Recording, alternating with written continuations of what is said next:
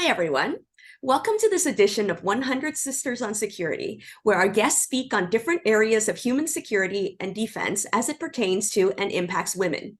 We are brought to you by the Ontario chapter of the G100 Security and Defense Wing, and I'm Alison Lamb, the Ontario chair. Before we begin, I'd like to invite everyone to take a moment to consider the traditional lands they're on. I'm currently on Treaty 13 lands. They are the territories traditionally stewarded by the Wendat peoples, the Anishinaabe, the Haudenosaunee, and the Mississaugas of the Credit. For the Haudenosaunee, the main diet predominantly came from farming. They also gathered wild roots, greens, berries, and nuts, and tapped sap from trees. In other words, they lived largely off the land. Farming and gathering were also considered to be women's work, as was the entire process of planting, maintaining, harvesting, and cooking. In fact, the main crops grown were corn, beans, and squash, traditionally known as the Three Sisters. We're thrilled to have with us today an extraordinary individual who has an incomparable knowledge on farming and food security. Naomi Hunter runs her family's large haskap berry farm near Birch Hills, Saskatchewan. As leader of the Saskatchewan Green Party, she understands that people are rooted in the land, whether they live in rural or urban areas. She consistently acts on her deep concern for the ongoing changes affecting farming, care of the land, and the rural communities that make up the province's backbone. Welcome, Naomi. Thank you so much for coming. Oh, thank you so much, Alison. I really appreciate the work that you're doing, making sure that people learn about these issues. It's so important. So let's get right to the questions then. Absolutely. You're not common in the farming industry in that you run your own farm. According to the OECD, women are responsible for about half of the food production in the world and closer to 60 to 80% in developing countries. And yet most land and equipment are owned by men, and in developing countries, education and training are also more accessible to men. Can you tell us about your experiences as a woman farmer and the suggestions you may have to increase opportunities for and encourage women in this sector? Well, I can tell you it's not always easy being a woman running harvest. Frequently, I have an entire group of people that we've hired that are all men. And a lot of them don't necessarily want to take direction from the tiny little lady. And they'll walk up to my dad and, literally like ignore what I've just said to them and go walk up to my dad, and he'll look at them and say, "Why on earth are you asking me? She's in charge." And so having supportive family, of course, is very helpful. But one interesting stat that I can sort of give you is that while it is true that most farms are not owned by women, when you instead look at the statistic of how many micro farms and very small community farms are run by women, that number goes to 75% worldwide. And when you look at those farms, often those women are not exporting internationally. Those goods are actually sold right in the area where those small farms are. And that statistic follows through, our farm here in Saskatchewan in Canada, that's what we're like. Our food actually all gets sold in Saskatchewan and Alberta. And that's something that we're really proud of. And so we're actually helping to provide food security right in our area. I do encourage women to get into the sector. It's really rewarding. And I think that it brings a whole nother aspect. Women are more likely to advocate for things like, let's be practical. Let's make sure that we can do this in a way that, instead of looking to solutions at one point in time on our farm, we were looking to try to sell giant amounts to different parts of Asia where haskap is very popular, which is the berry that we grow. And I always really lean towards the idea of, I'd like to see it in every health food store in Canada, or even just in Saskatchewan. To me, there's something, and women often think that way. What can we do right here where we are? So I think it's a completely different perspective, and I think it's valuable to encourage young women. And one of the biggest things is, if we can all mentor one another. I think that it's great to have supports. I didn't know any other women farmers who were actually in charge. I knew couples where there was a husband and a wife, but I certainly didn't know any other women who ran harvest and still don't.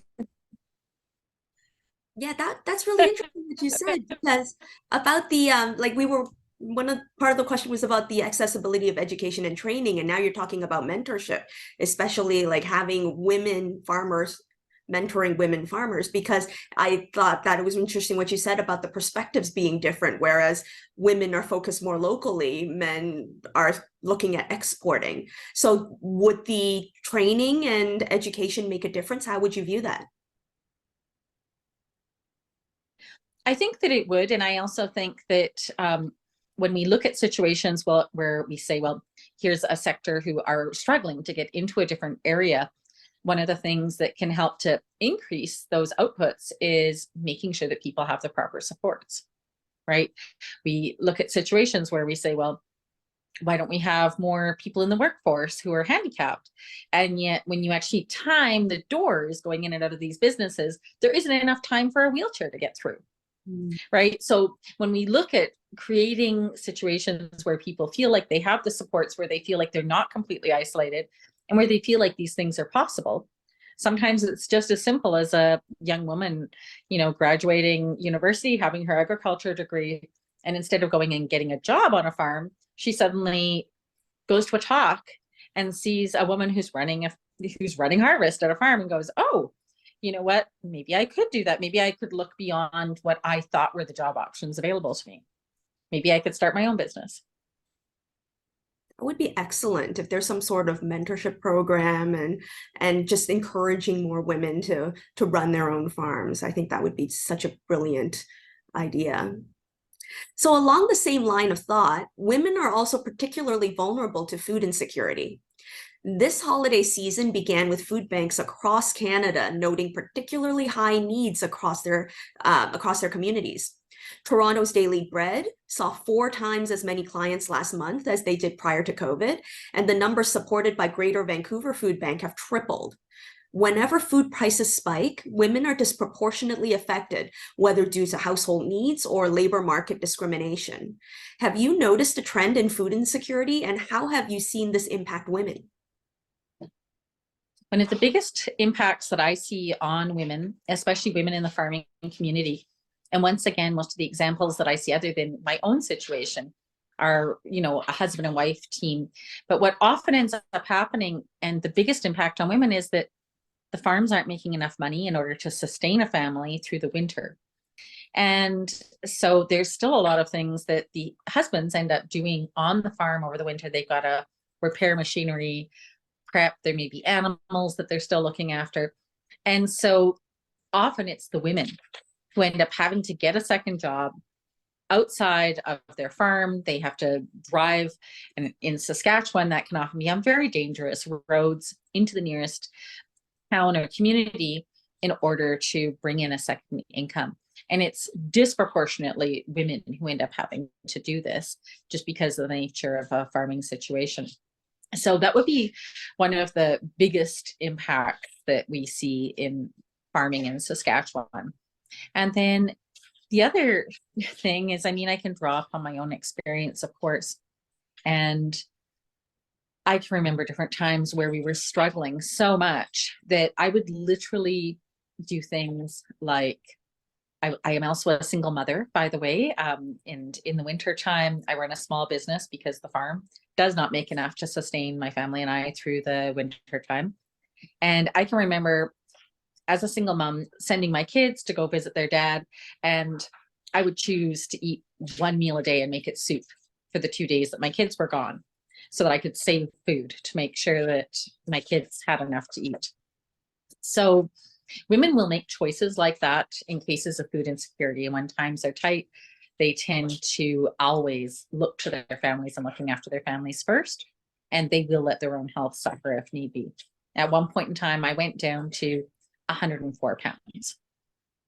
And that's not an uncommon situation. I think that so many small family farms have suffered, especially in Saskatchewan and Alberta, as more and more conservative governments have taken power over a longer time. We've seen more and more tiny farms struggle, and then end up not able to survive. And so some of those families end up going and working on other farms.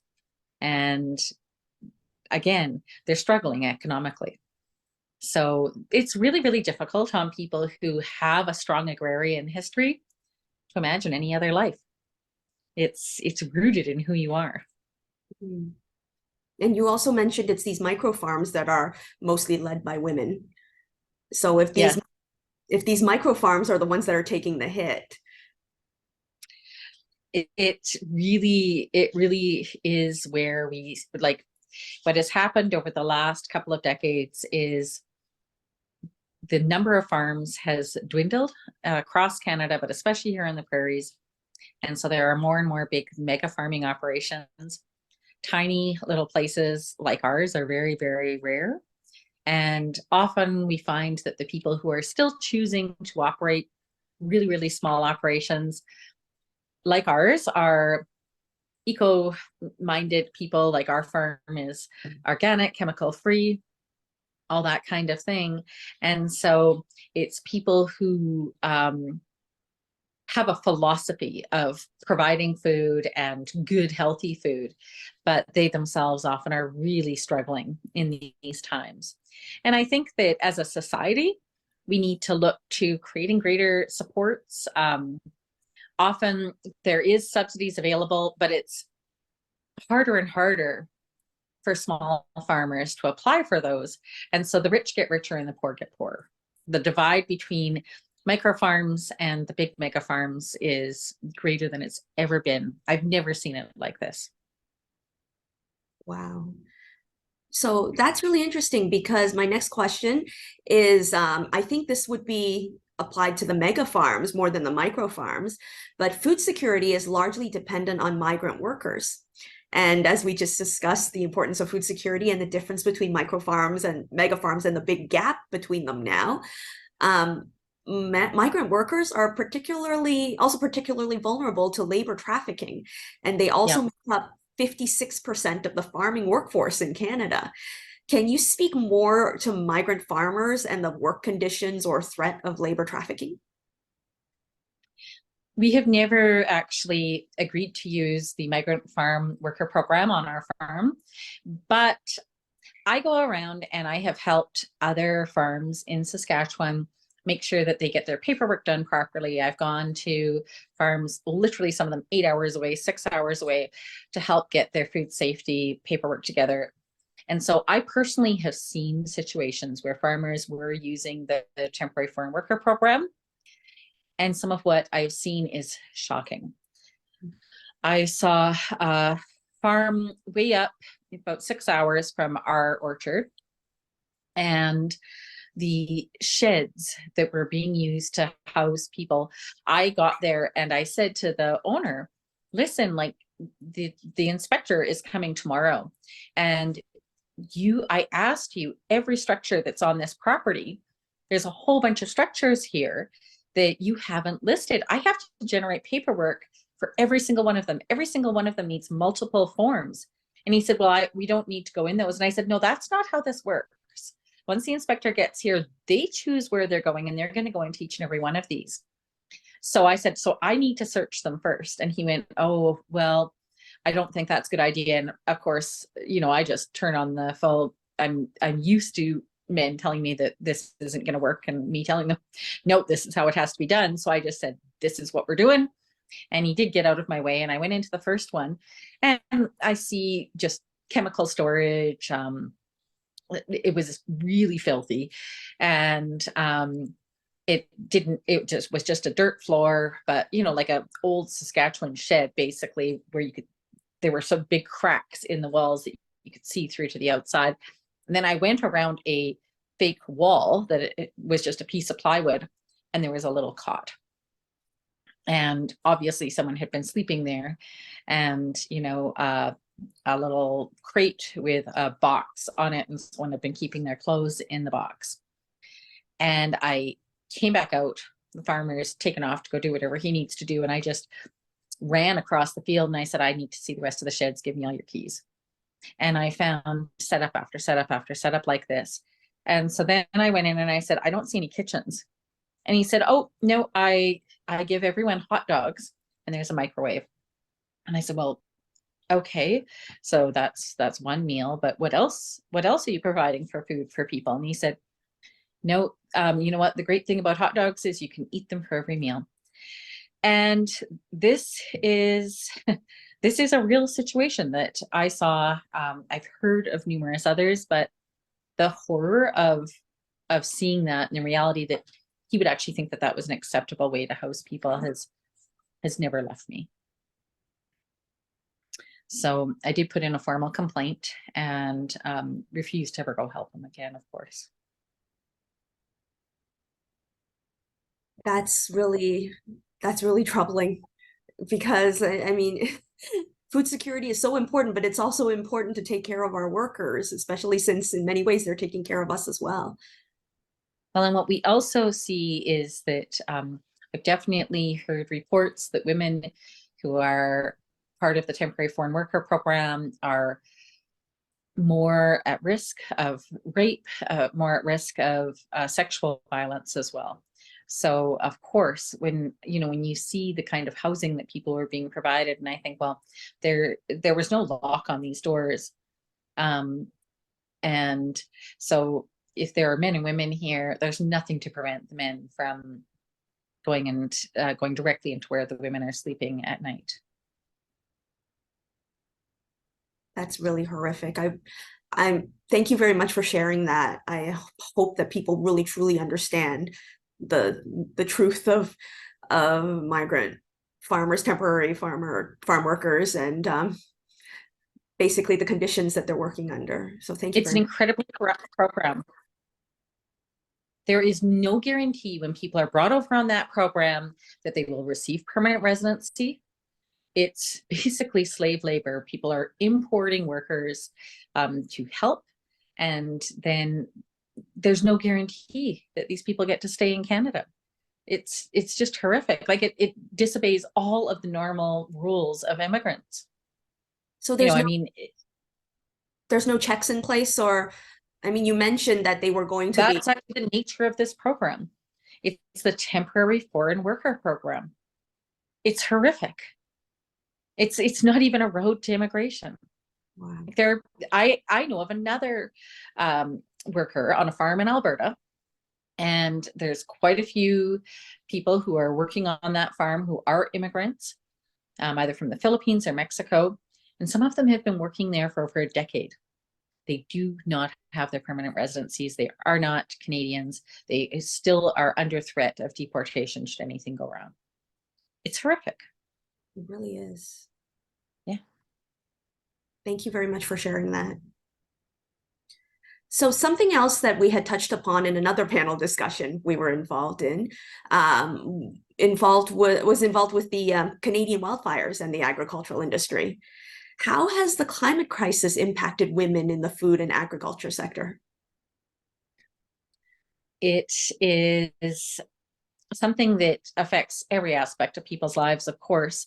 But when I look at our farm, just this summer, due to the wildfires and the severity of the wildfires that we are experiencing in Canada, our farm and almost every orchard that I know in Saskatchewan, and in fact, most of those in Alberta as well, because of course, because I grow fruit, I know lots of orchard workers, everyone was 2 to 3 weeks early. That doesn't sound like a big deal, but I mean 2 to 3 weeks earlier than we've ever heard of before. So we weren't able to get high school students. We often hire a lot of local high school students. We ended up hiring anyone who had a day off from their regular job. So if somebody's got a 5-day-a-week job, they had their 1 or 2 days off, we were hiring them, which meant that every single day I was training a new person and trying to make sure they were safe, make sure that they knew what they were doing every single day of harvest this year. That is horrible.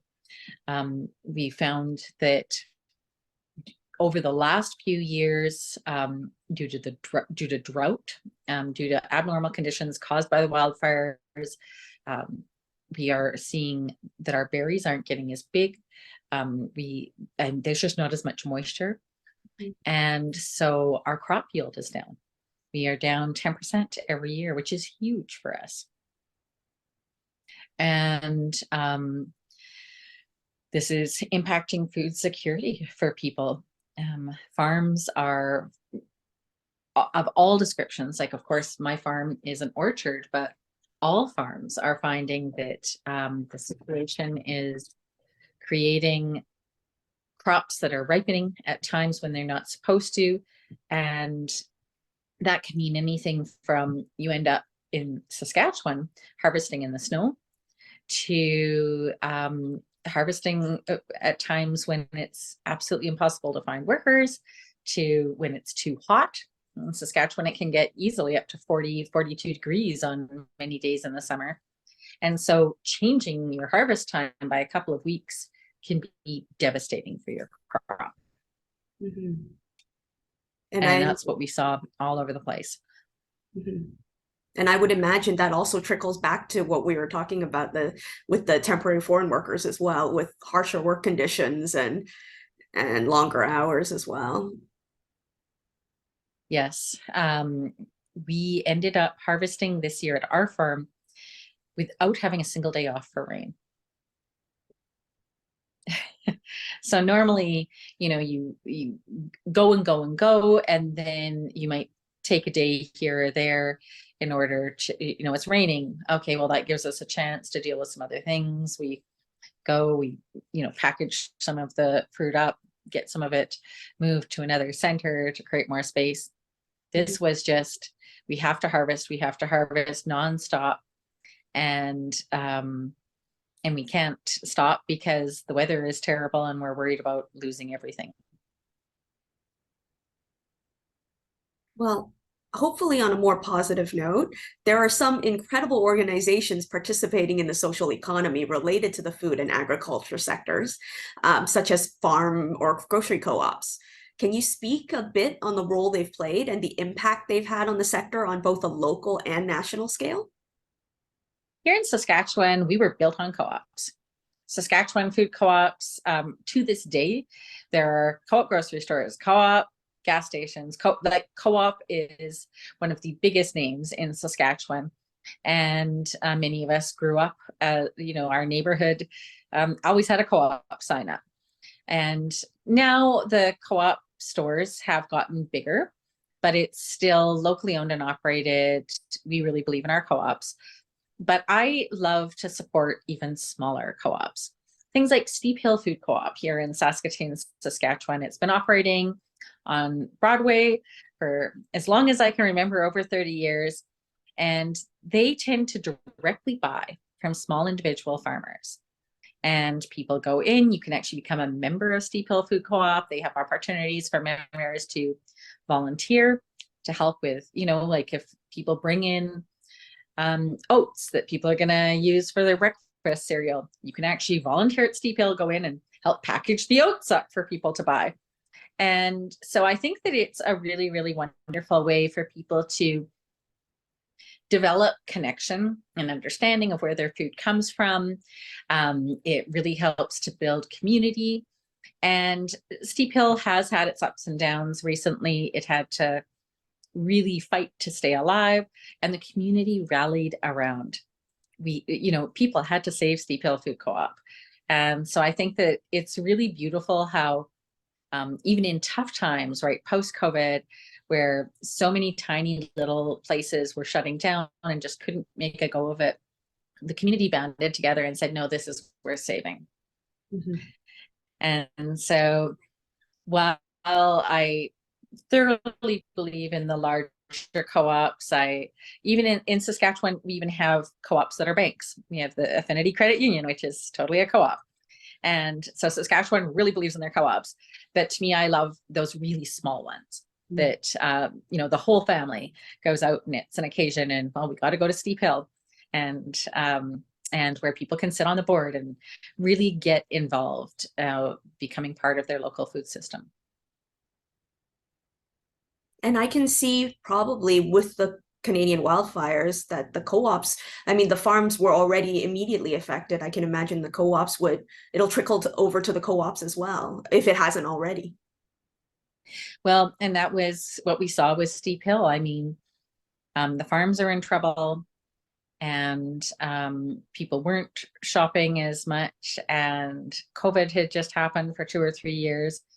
And so it definitely is a trickle down effect. Mhm. And what we don't want to see happen is when people get into those difficult situations and they're just desperate for some financial way out, where more and more of these farms just get sold, right? Like people just get so desperate that they end up selling, because what happens in dire situations like this, and where we've seen environmental tragedies before, like when we look worldwide and we see what happens after hurricanes, what happens after massive floods, all these kind of things, is big land developers swoop in and buy places up for a song, and then they can wait it out.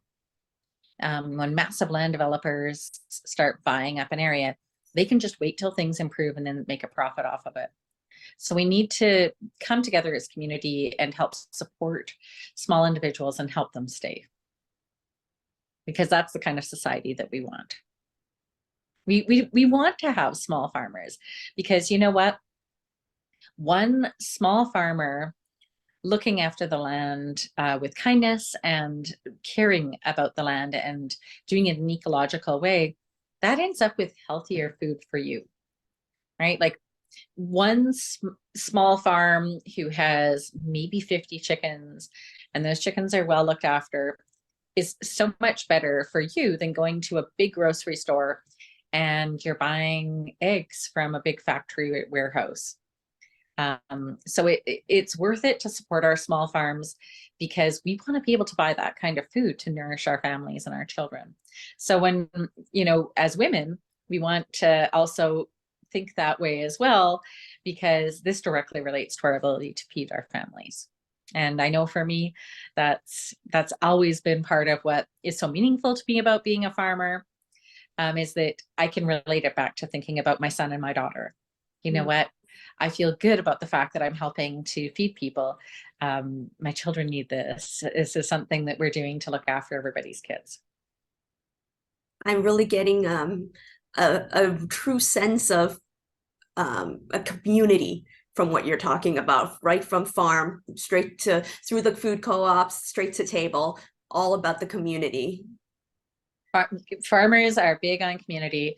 I can tell you, I walk into the local co-op store at Birch Hills to buy groceries, and people stop me all over the place. Hey, how's the harvest going? I see as soon as I see your face, I know harvest is imminent. And I see your hands are purple. You must have been picking berries. Like everyone just knows who you are, and they want to check up and see how things are going. And when you tell them, well, we've actually had a really rough year, the drought was really hard on us, people go, oh, like everybody in Saskatchewan is only 1 or 2 steps removed from our agricultural roots. Even people who live in the city still really relate to the understanding of farming. So I find people care, and they worry about, okay, is your farm doing okay? So there is that real sense of community in rural Saskatchewan, and it translates right into the cities. Even city people still consider themselves rural in Saskatchewan. It's definitely part of our identity. That's so amazing. Thank you so much. That's all our questions for today. Thank you, Naomi, for sharing your thoughts and giving us this opportunity to learn from your experiences. This has been an extremely impactful edition of 100 Sisters on Security, and I hope our viewers will join us next time. Thank you for having me, Alison. Thank you.